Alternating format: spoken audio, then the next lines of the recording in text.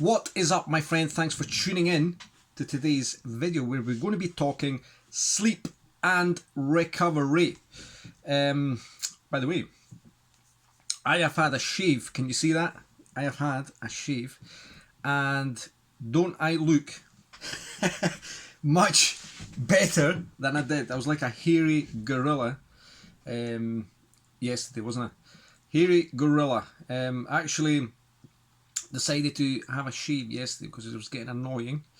And yeah, it was actually my excuse to not exercise yesterday, I'll be honest with you. I was planning on doing some exercise yesterday afternoon. And then I talked myself out of it. I said, you know what, I'm just going to have a shave and a bath instead. So that's what I did, okay? Still part of self-care, isn't it? Still self-care. Shaving and having a bath. So anyway, we are going to be talking sleep and recovery for you today, right? And how important that is, right? How important do you think sleep and recovery actually is to lead it when it comes to leading a healthy lifestyle, right? When it comes to feeling good, when it comes to having more energy, more confidence, and just basically being who you want to be in life and being this ball of energy, ball of love, having health and vitality and ambition and drive and motivation, right? When it comes to all those things that all people want is, you know, like it comes down to these fundamental habits that allow us to live in an empowered state, to be the best version of ourselves, right? So we've got all these factors like, you know, sleep and nutrition and exercise and all that stuff has a huge impact, right? But when it comes without sleep, without adequate sleep, or should I say without good quality of sleep, we can't really be our best, right? When you're tired, right? Seriously, right? Sleep is a serious thing, right? When you're tired, right? You lack motivation. How can you be motivated when you are tired, right? So many people are just going around day-to-day life just feeling exhausted and feeling drained and tired and stressed out, and ultimately leading to making poor choices, leading them to making poor decisions, leading them to feel how they don't want to feel, right? So what I want to cover is, look, the fact of the matter is, right, look, forget good health, forget fat loss, forget happiness, forget confidence, forget all that good stuff if you're not getting enough sleep. Tiredness, not enough sleep, I mean good quality of sleep, right? Tiredness is literally a killer, right? Tiredness is literally a killer to everything, right? Everything is just so much worse when you are tired, right?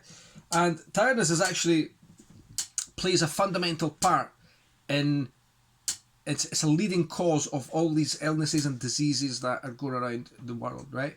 We've got things such as diabetes, we've got heart disease, we've got anxiety, we've got obesity, we've got lack of or low sexual function in people, and people aging faster and aging fast and looking old, right? Look how young I look, by the way. Look how young I look, like a little baby, right? I look like a 7-year-old, okay?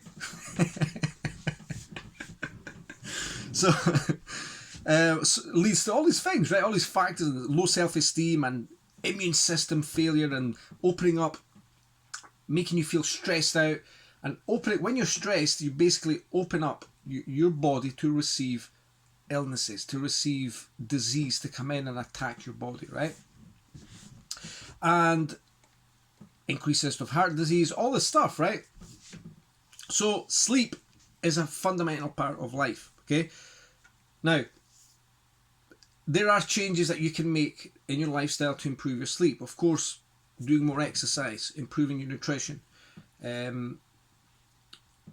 looking after getting some fresh air, getting some vitamins in them, vitamin D, getting enough sunlight, all that stuff will improve your sleep, right? But what I like to do is, I love the quote that says, awareness of wrongdoing is the first step to salvation. Okay, and this is what I do with all my clients, is we must first know where we are, exactly where we are, what we're doing wrong, before we can change it, right? And I help clients see that for themselves. They have to see it for themselves, right? We have to be able to see what we're doing that isn't helping us first. There's no point in me saying, go this, do this, do this, do this, do this. Okay? You have to be aware of what you're doing that isn't helping, right?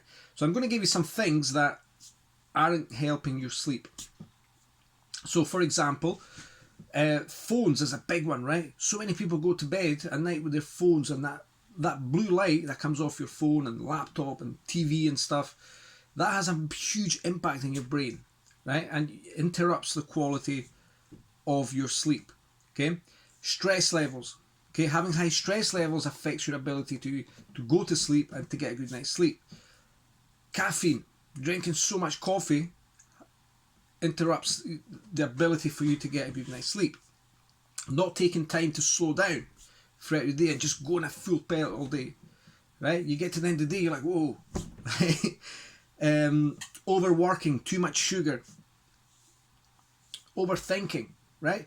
Worrying about stuff. All these things have a massive impact on your sleep levels. But the good news is, right, there are things that we can do, right?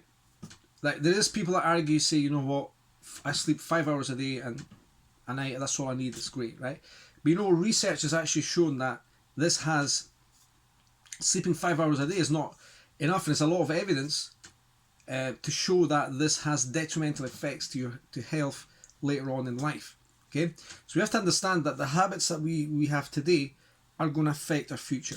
Okay, so we must do everything that we can to protect ourselves, to protect our future, to be so we can live longer and have less chance of receiving disease. Right now, none of us are immune to any disease and stuff like that, but we can take steps to prevent lots of things, right, from happening.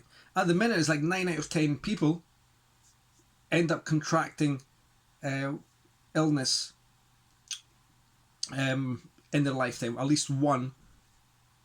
9 out of 10, at least one illness in their lifetime. And I'm talking illnesses such as diabetes and heart disease and strokes and that sort of stuff, right? So we must do what we can to look after our health. Why? Well, why? Why not? Okay, I'm sure you've got reasons why. I'm sure you've got kids. I'm sure you want to live longer and stuff like that. So what we'll do is, some tips is, first of all, look at what you're doing that isn't helping. Okay, be aware of that. Second of all is, what changes can I make? What can I do? Is it simply having an evening routine in place? A simple thing like sitting down at night and switching off your phone, not going on your phone 2 hours before bed, or preparing your bed for sleep, your bedroom, switching the lights off, having it in pitch black. I actually go around the house now, when in the room I'm sleeping in, I place cardboard in front of lights. All little lights are shining in the room, right? Because I want the room to be pitch black. Have a bedtime routine. Maybe it's a hot chocolate. Prepare yourself. Do a bit of journaling. Look back at your day. Look at the wins. Write down how you want to feel tomorrow. Write down what your aims are for tomorrow.